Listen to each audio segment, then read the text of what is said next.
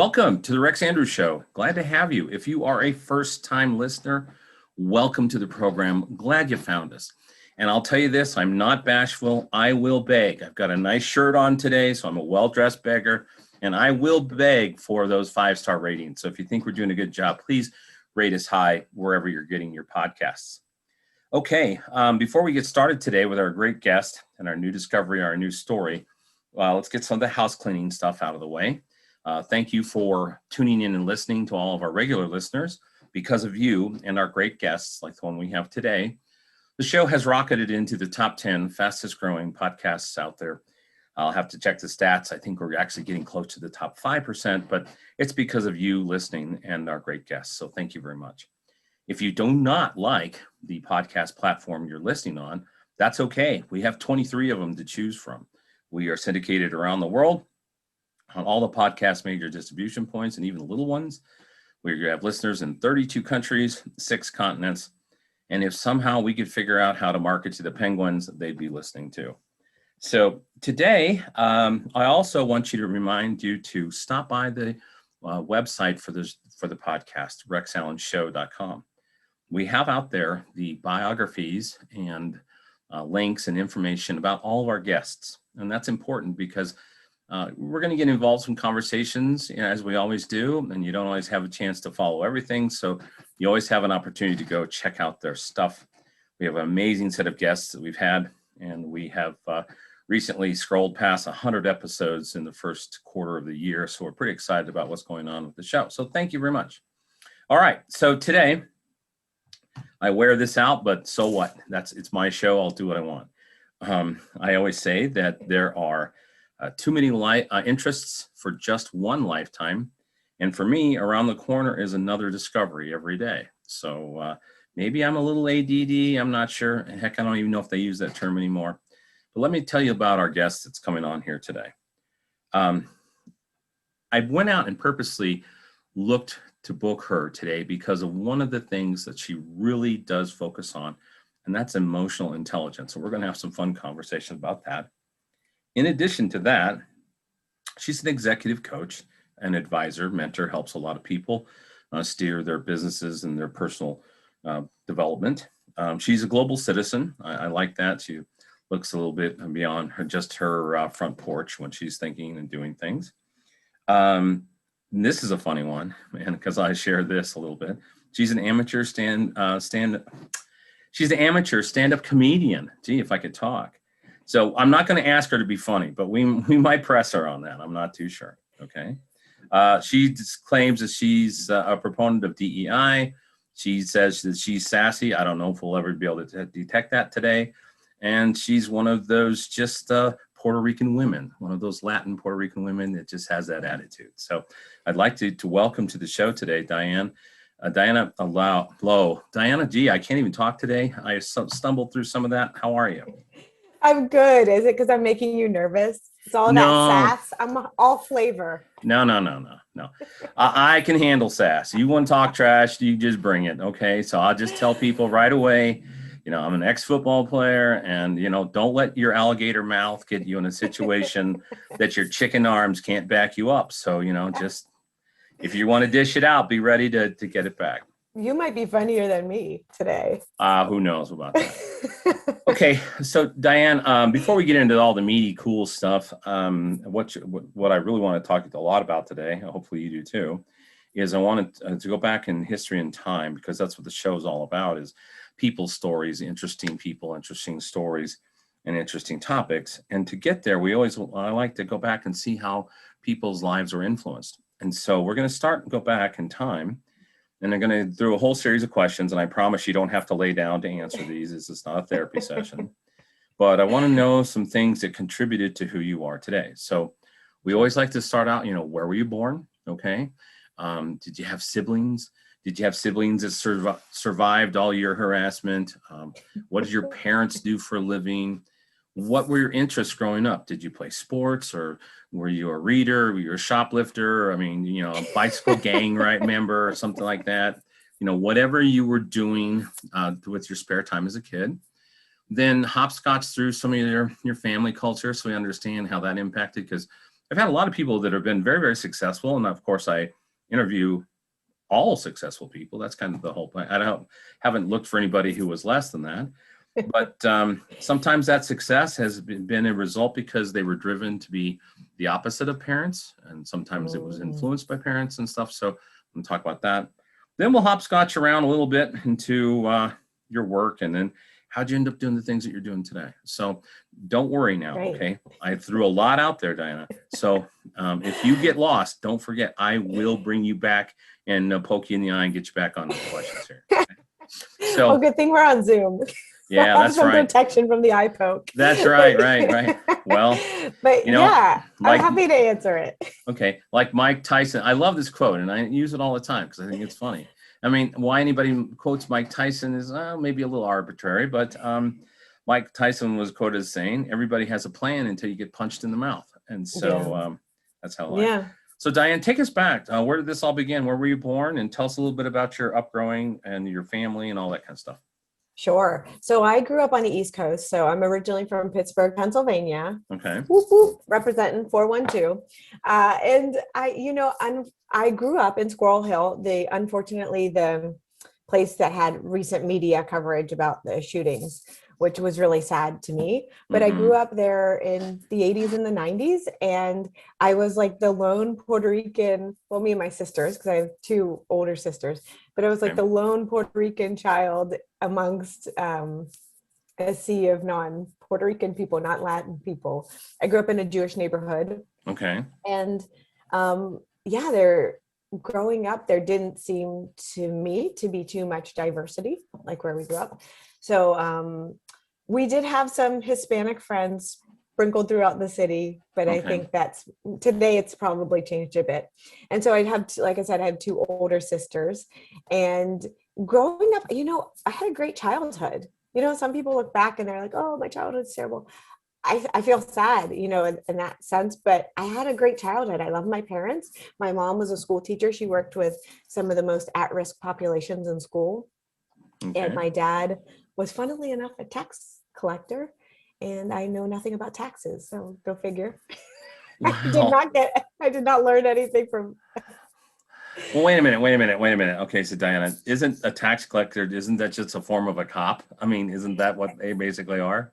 I think tax collectors, I really have a soft spot for them because I think they're misunderstood. His goal was always to try to help businesses stay in business if he could, but he just shut so many down because they weren't viable or, and so like oftentimes, he's seen as a bad guy because he's shutting your business down. But I know that he worked really hard to try to help the owners. So I kind of have like that different side of it, soft spot for people in the IRS. That's okay. Yeah. You can be that. This is the first person I've interviewed that has a family member that's a tax collector, right? So anyway. Yeah. So quick question for you. I know in lots of parts of the United States, I'm out here just outside of Denver. I'm between Denver and Boulder, and we don't have a huge minority population or diversity, however you want to say that. Right. Was that kind of how it was what you saw back in the day in Pittsburgh?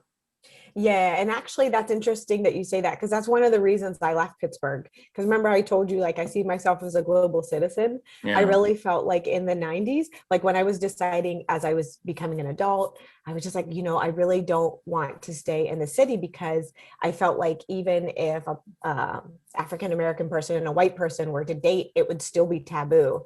And that's, again, in the past. So I'm sure today it's very different. But I just felt like there was such like racial tensions that I felt were unnecessary. And partly because I'm kind of an idealist optimist. I think people would maybe call me a dreamer, but I could see that there's so much potential and possibility, which is why I love what I do. Okay. What I do. Now, let me ask this. How many generations has your family been in the United States? So my parents were the first generation. So I was the first one born here in the States. That's the reason I ask.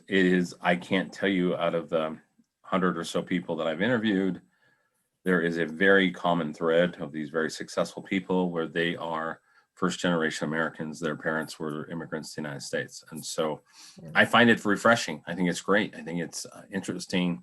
and it provides all kinds of motivation. I had a young lady that I interviewed. I'm terrible. I should have my list in front of me this morning, but I'm not organized. She was the daughter of an international con man and moved 63 times before she was the age of 15. That's fascinating. And I definitely want to hear. Came over from Iran and stops in Turkey and all these places and stuff. So yeah, I think it's interesting, and it's a very common thread that I'm finding. Very successful people are coming as the children of first generation immigrants. I think that's awesome. Okay. Yeah. So how did they end up picking Pittsburgh? Do you know the story behind that, the backstory? Yeah, that's kind of a weird one, right? Like, why would you go there? My uncle was a very successful chemist, and he worked for one of the big chemistry companies like Alcoa. I don't know if it was Alcoa, right, but it was one of those companies. And my parents, when they moved to the States, it's like, well, where are you going to go? Well, where your family is. So they went there, and that's where they got their jobs, and that's where they lived. Eventually my uncle moved, so he didn't live there because he got a job somewhere else. But they liked Pittsburgh. It was beautiful. Yes. It is beautiful. It was safe-ish for the most part. Yes. It's a city, and I grew up in the city, not like in the suburbs. Right. So it was beautiful and very peaceful at the time. So well, Pittsburgh is one of my favorite cities. I did a lot of traveling, but I'm not going to tell you why, but when they tell you so another time. But I love Pittsburgh. I think it's a beautiful place, the hills and everything. And especially the autumn time. I mean, there are times where the scenery is just beautiful. And I think that's the beauty of the Northeast. You have that scenery. But I'm here in the Southwest now. So yeah. So let's talk a little bit about your growing up. What were you interested in? What did you do with your spare time, with you and your sisters and your folks? What did you do as interests? That's a good question, because like I often think of like, how did my younger self come to be this person? Mm-hmm. And I just like talking. Oh, okay. Just like people. I like doing anything that was social. I'm a very social creature. That's why this quarantine is killing me. It's just killing me. Yeah. But like I had friends, every school district, you name it. My dad would always be like one day we took a family trip to New York City, and I was walking down the street, and I actually saw some friends of mine, and my dad was like, how do you know people in New York? You live in Pittsburgh. It's not like and this is before the internet, before cell phones, before everything. And so like, I'm just a people person. I just love people and went to different schools. I had different friends. Okay, I'm still going to pin you down on this. What type of stuff did you do? Did you play any sports? Were you instruments, to theater? Were you a reader, a shoplifter? I mean, what were you doing? Definitely not a reader. Okay. I can say that for sure. Definitely not a shoplifter. It's funny because when I was a child, I was pretty religious. Up until high school, I was a pretty religious Catholic child. And then ran a lot, and a lot of I was on a lot of long distance running teams. Okay, so cross country, track. Yep. Yeah, cross country. Oh, I loved hurdles. Scary. Okay. I did things that, let me think, extracurriculars. Anything that had to do with talking. Like I wasn't on a debate team or anything, but I'm actually saying that I wasn't in theater. I probably should have been in theater. Okay. Well, the fact I was just trying to find out if you did sports, and the fact you ran, that's because when we participate in those types of activities, we learn, and it influences us, and sometimes it forces us to go push further than we would normally do if we weren't. So. Anyway, and that's what it did. Yeah, running helped me clear my mind. It helped me push myself further for sure. But I did like aerobics classes with my friends a lot. So it wasn't necessarily a sport, but it was social. Social. Yeah. So it was all social. Yeah. That's one thing I just can't do. I'm not a runner. I just get so bored out of my mind. It's just, I have a hard time doing that. So I can't anymore because my body's all broken because of childbirth, because that's what happens. But I used to run. Fantastic. Okay, so tell us a little bit about your home life culture. You guys were in the States from Puerto Rico. Were you English first speaking folks? Was Spanish spoken in the household? Was there a lot of influence from the Puerto Rican Catholic cultures, that you brought to Pittsburgh? Yeah. Yeah. My parents weren't really religious. We definitely practiced Catholicism and we Hmm. celebrated the holidays for sure. Sure. And I would say like my parents always wanted us to go to church just to like be good people, like Yeah. do be good people. So we weren't allowed to speak Spanish. Oh, So that's really? how, yeah. So my parents spoke Spanish to each other and we understood it. They spoke it to my oldest sister, but they were afraid that they would have an accent. Hmm. So that was kind of like the Pittsburgh that I knew, like kind of like fit in, like don't stick out, don't have an accent. And I'm kind of mad when because they didn't teach me Spanish. Like, so they would speak Spanish to me and I would reply in English. So it was kind of Ah, like that sort of okay. thing. And I did know, I mean, I still know Spanish and I hear it like English, but we never had a chance to really capitalize on that language part of it. But, food was a big part of it. We had Sure. a lot of really delicious food growing up. Red beans and rice, I grew up on. Arroz con pollo, arroz con dulce, mofongo, like things, tostones, amarillos, all those delicious. All those Yes. delicious. Yeah. I, And it's funny because when you talk about the parents speaking English or speaking Spanish and then the kids speaking English, I have a friend who, for his business, he imports a lot of stuff in China, from China. So when his kids went off to school, they sent them to a Chinese speaking school, and the kids can speak fluent Chinese, I know it's such a and gift. the parents can't. So when they know that they're getting talked behind their back, it's when the kids are talking to each other in Chinese, and they don't know what they're talking about. So kind of funny there. All right. So now, what's the age difference on your sisters and stuff? So 7 years for my older sister, and then Hmm. 2.5 years for my middle sister. Okay, And it's fantastic. weird because I don't really like. I know we grew up and we had a good time. My oldest sister, being 7 years, was quite more advanced than me, but I Sure. don't remember like. I really spent a lot more time with like my neighbors, my friends, rather than my sister because I feel like my sister had her own friends. Yeah. Well, there's an old saying when you have daughters in your family. I have three daughters, and there's an old saying that says bras and Barbies don't mix. When there's that much of a difference between the age of your daughters, then yes, there's always that sister thing, but they're not, like right next to each other kind of thing in age. So Yeah, and I actually think that like even now my sisters, I'm closer with them now yes. because we're adults, we all have kids, that sort of thing, than when we were growing up. And not because we weren't close, because we did play, but I don't know, it's just very different. Okay. And So did you graduate from high school there in Pittsburgh then? yeah, my high school was a block away from my house. Okay, So fantastic. yeah, so So I walked to school every walk day. to school. What was next after high school? What'd you do next? Penn State. Penn What else do State. you do? Yeah, when you live in Pennsylvania, what else do Well, you there do? are people in Pennsylvania that actually go to Pitt, so I don't know. I mean, Yes, this is true, I'm unfortunately. sure that's fighting. I'm sure that's fighting words at your house, but and I am a Nittany Lion fan. I like the Nittany Lions, but I What else do do. you do? I think everybody I knew went to Penn State. If they Okay. didn't go to Penn State, they went to like maybe West Virginia or something. Okay. But yeah, so I went to Penn State. I love Penn State. I had my just best time there. I love living on my own, being on my own.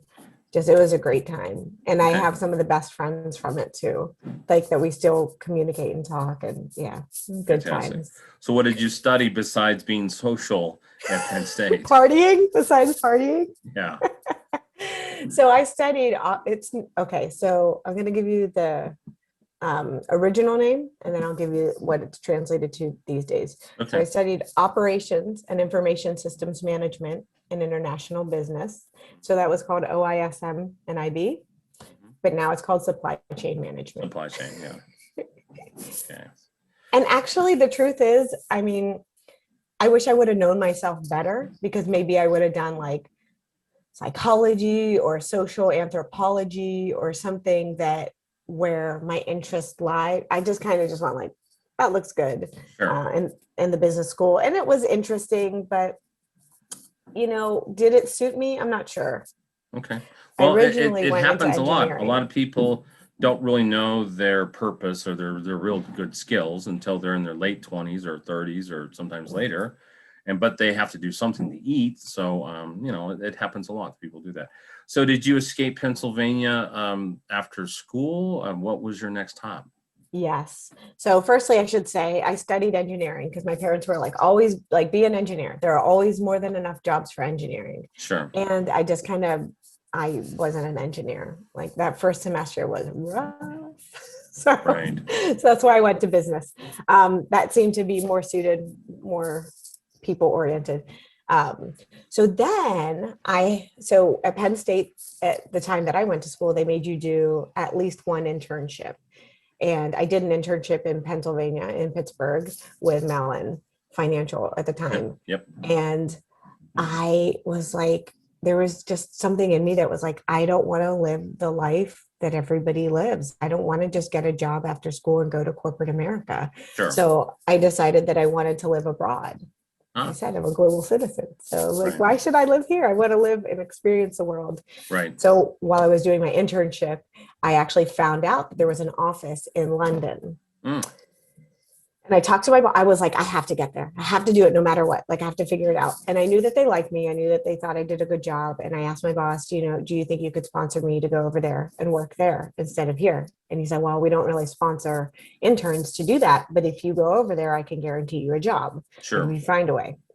So I was like, okay, like beg, borrow, and steal, whatever I need to do to get over there. That's a time that I still didn't steal, though. Just to be clear, still no shoplifting.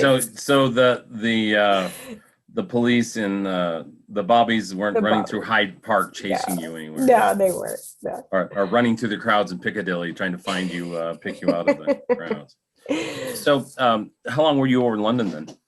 So I found, this is pre-internet. I found a visa that would allow me to move over there and work after college. So I moved over there, worked, and then I was there for about 6 months originally.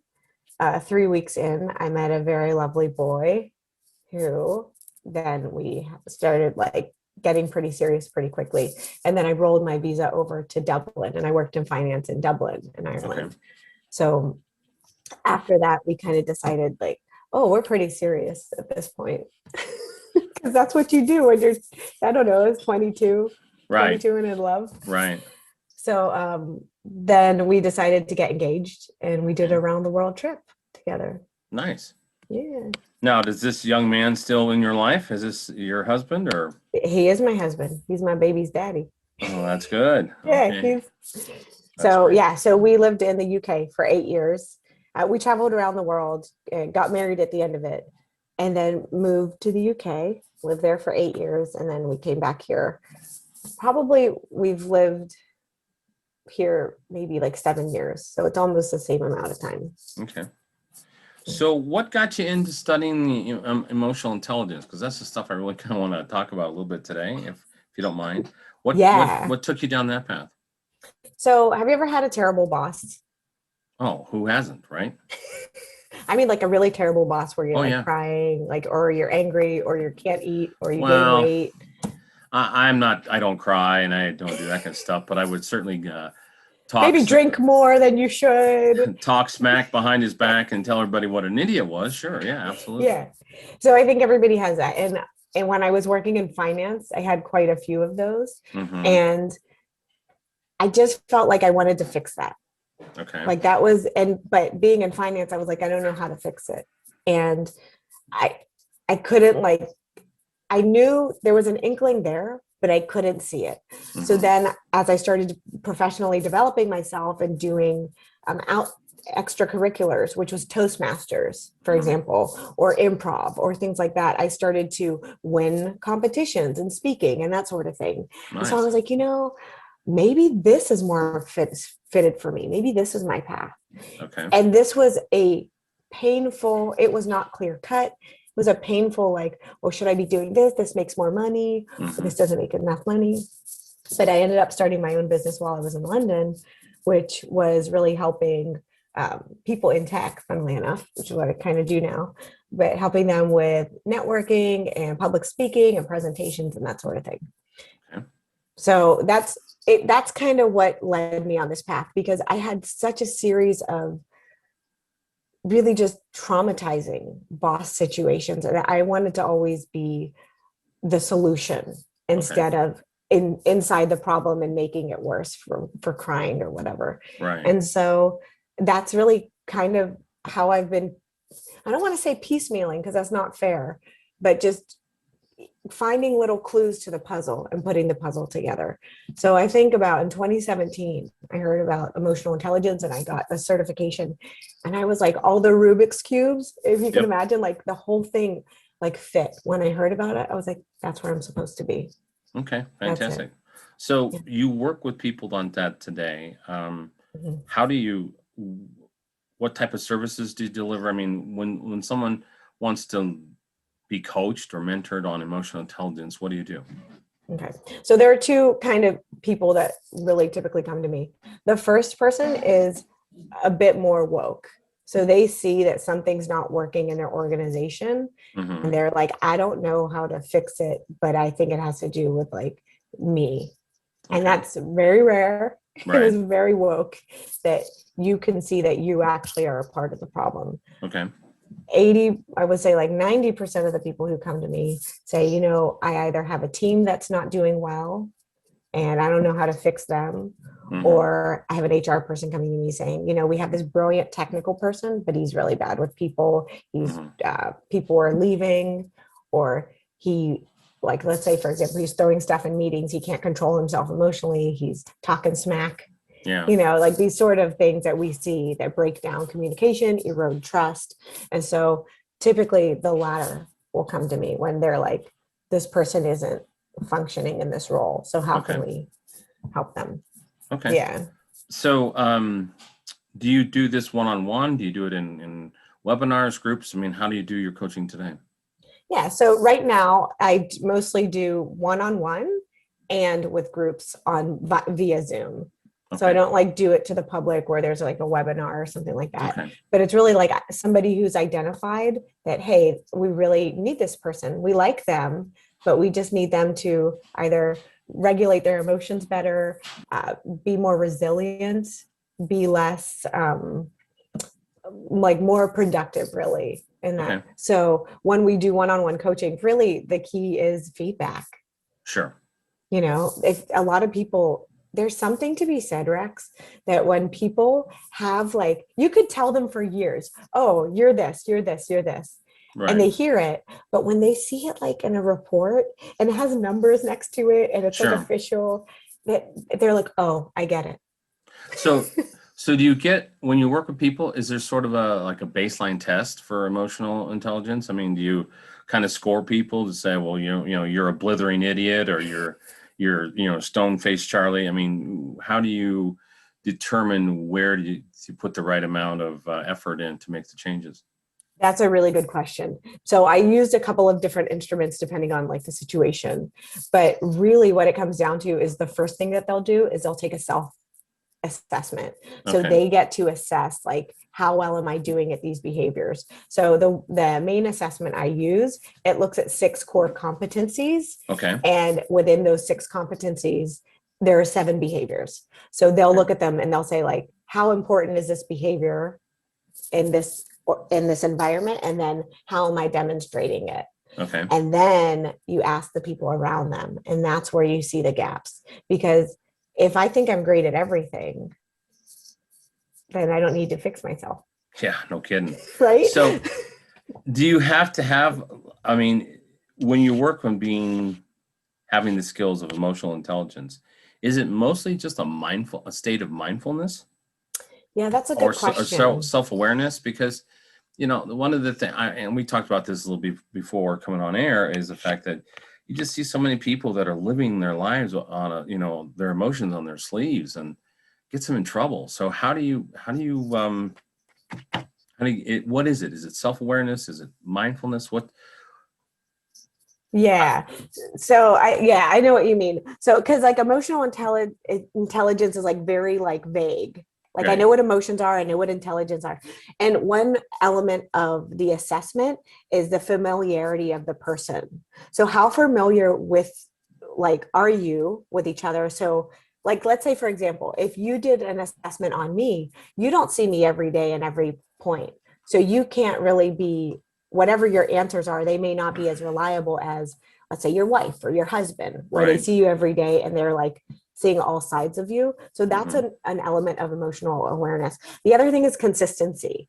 Okay. So like, am I being consistent with you and the people around me? Because I may not be. So like, think about cliques, like at work. Right. So you have people who, this boss has his clique and he's nice to these people, but not to these people. So then you could say, in this group, they rate him high on emotional intelligence, but in this group, he's really the opposite.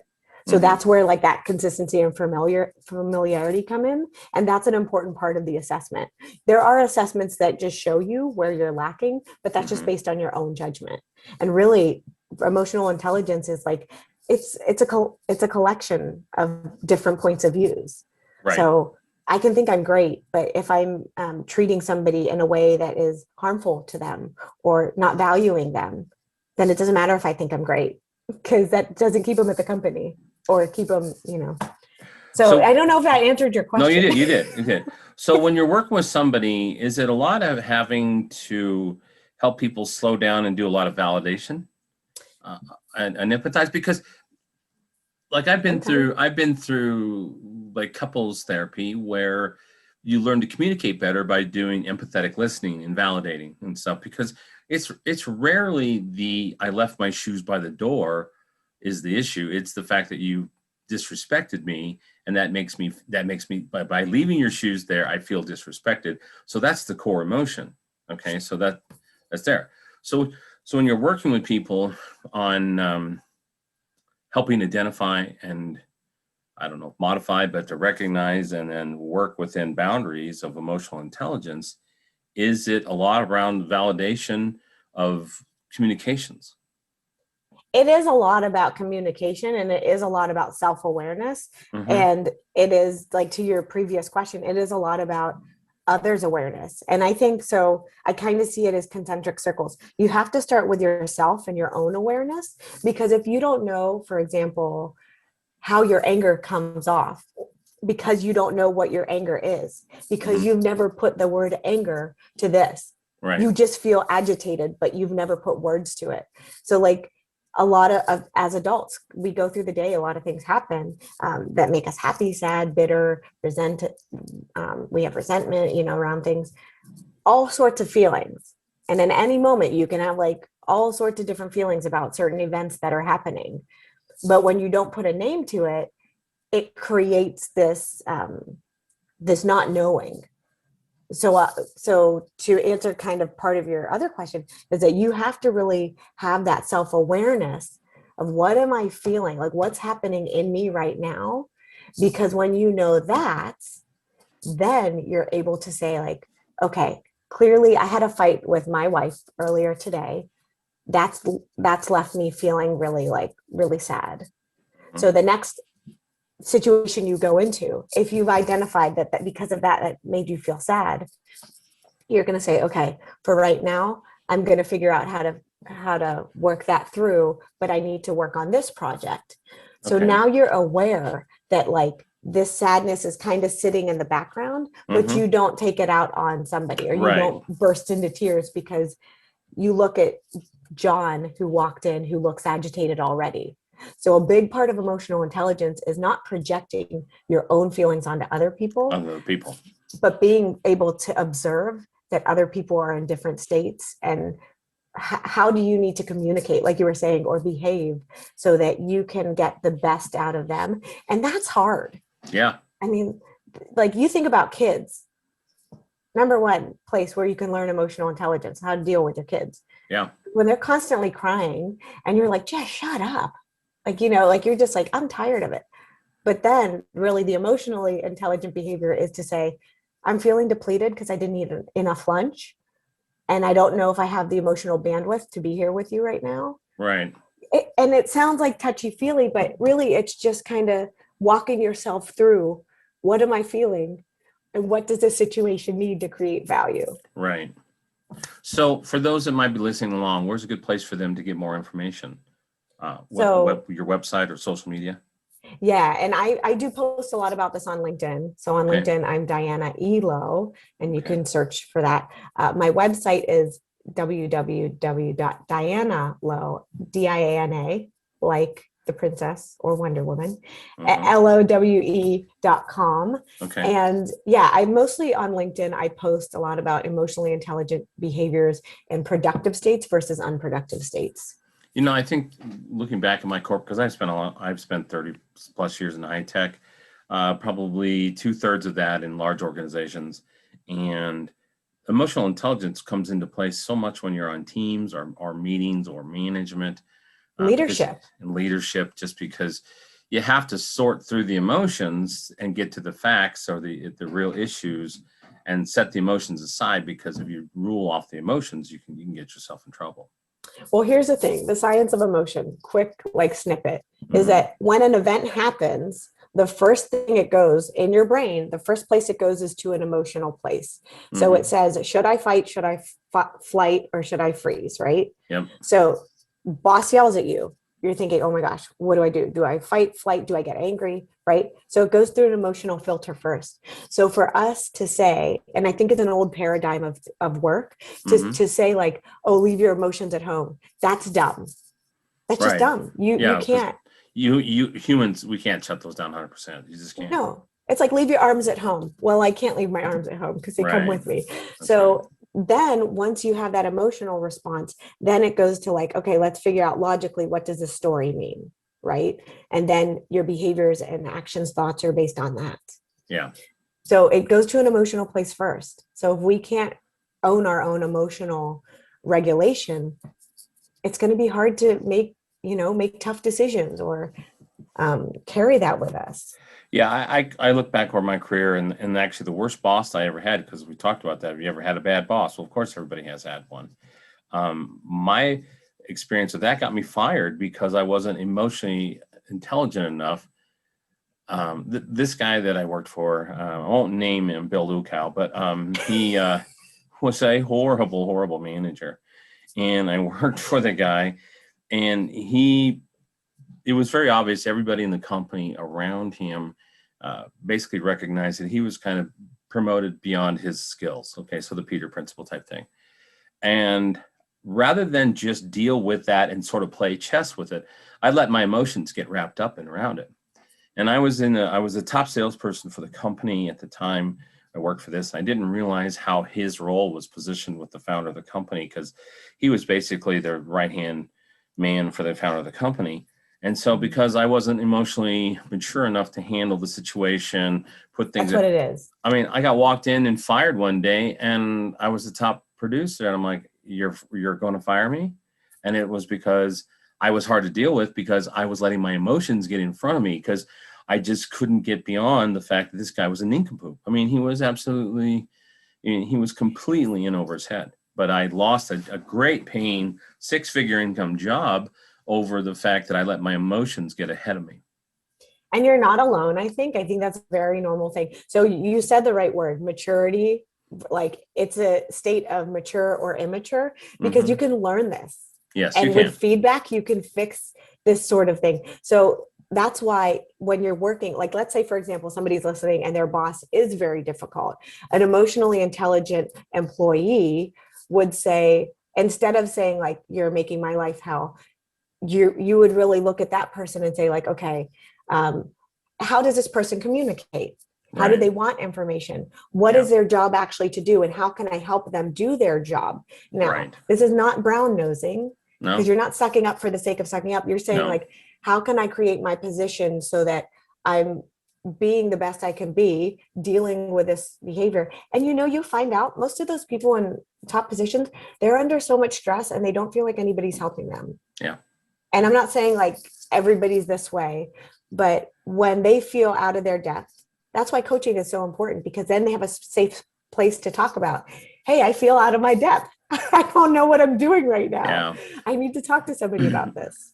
And I'll get on a short soapbox about this. And this is just my own stupidity and analysis. I think a lot of the problems that we have in cancel culture these days, as far as at work environments, or the people misinterpreting, comments and those types of things. Now, I'm not defending anybody's inappropriate behavior. I mean, shouldn't there?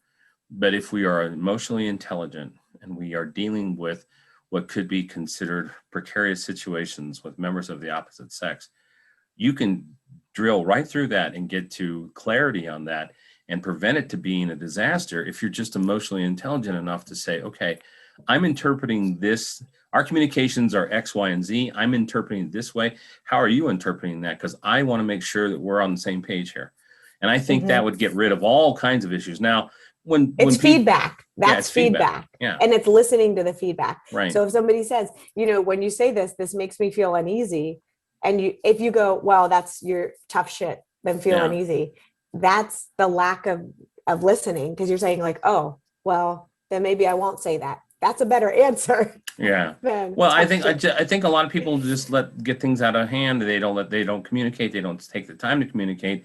And then they get, in their eyes, blindsided by some sort of action to get them into trouble. And it's just like, well, if you would have just been emotionally mature enough to say, well, this is how I'm receiving your communication, and this is how I'm sending my communication. Are we on the same page? That could avoid a lot of precarious, situations. Now, again, I am not advocating anybody's bad behavior when people are abused or verbally or objectified, or however you want to, verbally sexually assaulted. That there's no place in the world for that type of stuff. But I think if people were a little more emotional, intelligent in how they communicate, and just stop and be mindful about those things, I think it'd be a big difference. I will leave you with this one incredulous story that you would think could never happen in this day and age, but it did, and it happened to me. I was in a workplace, a very small workplace. I think there were like less than 30 of us.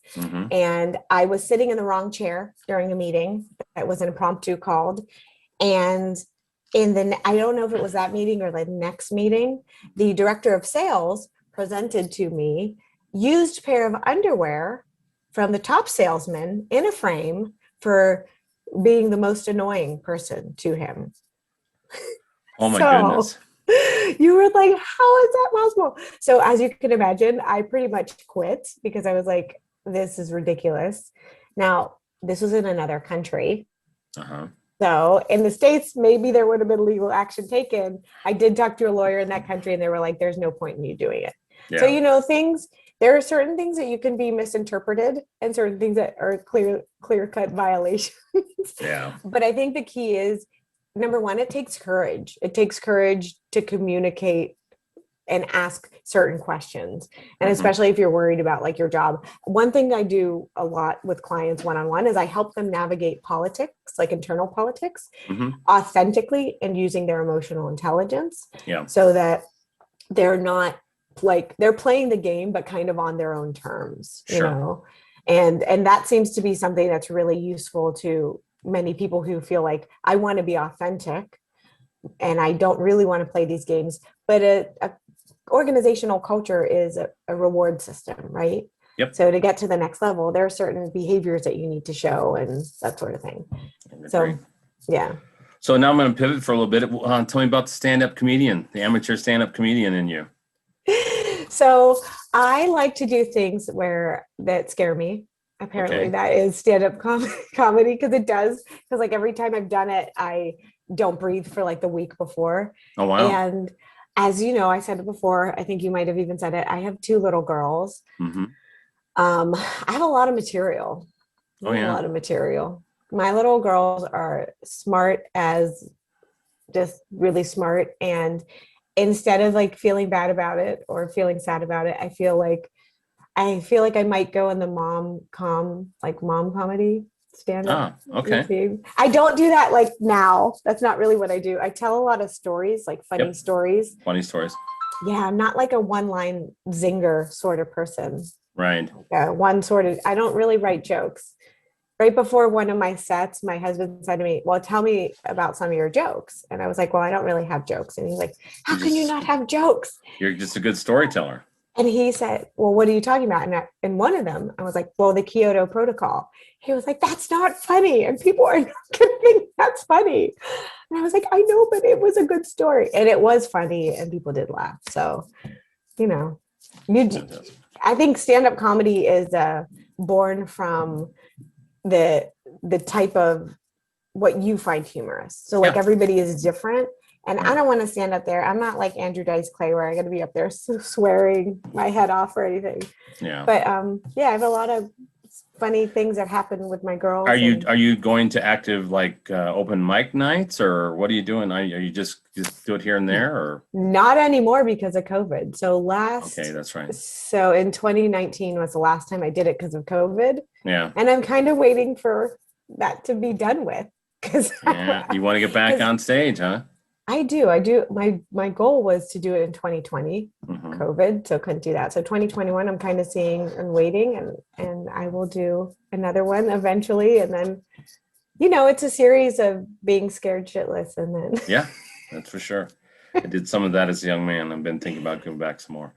So I thank you for coming on, and you've been very transparent, and it's been a joy to get to know you and understand your story. Again, can you share your website real quick so that way people can find you? Sure. It's my name. So it's dianalowe.com, and that's LOWE.com. Okay. So the last question, and I'm going to catch you on this one because we talked before and you've been slammed.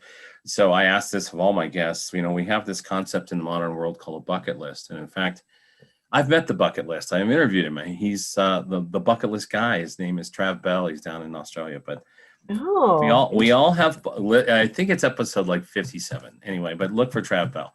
Anyway, everybody has a bucket list, things they want to do before they die, all these, purposeful things.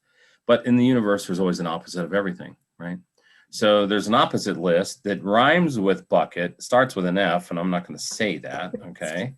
And it's a list of things that we may not ever want to do. And so while you're thinking of something that might be on that list, like for me, everybody listens to the show, they know I'm not going to do sardines. Done them once, not going to do that again, okay? Not going back to Mexico City anytime soon, unless it's, a complete different universe. So what did you have sardines in Mexico City? No, they were completely two different. And I'll give you another one. There's an episode. It's a sweat lodge. I will never do a sweat lodge again, ever. That's a one and done. So what might be something on Diana's F it list? So one thing was after I did like a half marathon that I never really trained for. And at the end of it, I was like, never doing that again. Okay. Never doing that again. Doing that again. That's pretty easy. I would walk a marathon. Like I'd walk the thing, but never running it. Not doing that. So that would be that. And then, I was thinking about this. If anybody ever like challenged me to be like in a room full of bugs or birds or I wouldn't do that. You're not doing that. Like, how they have those shows where like people get like no, I don't want to be around bugs and birds. Like I'm happy for them. I want them to live, but I don't want to be like in a box of scorpions for $1 million. You can keep your $1 million. Okay. Fair enough. I walked through a pool of stingrays, cried the whole time, hated it, never doing that again. Okay. See, it wasn't this hard. It didn't take you. I have some people on here that it takes them a while to think of things, and these just rattle off your head. Yeah. So I look at it this way. The next time someone talks about a bucket list, you're going to think about this conversation because you've already determined things you've not going to do again. All right, folks. We're going to do it. Thanks for coming on today, Diane. Love to have you here today. We'll follow back up on another episode. And so I just want to thank you for your time and sharing your story with us today. Yeah. Thank you for having me. Honored. All right, folks, we'll call that a wrap for today's episode. Don't forget to stop by the show website, rexandrewshow.com. You can get all the information on all of our guests and see the interesting things we're doing. So until next time, the next episode, we always say, be safe, be bold, and make it a great day.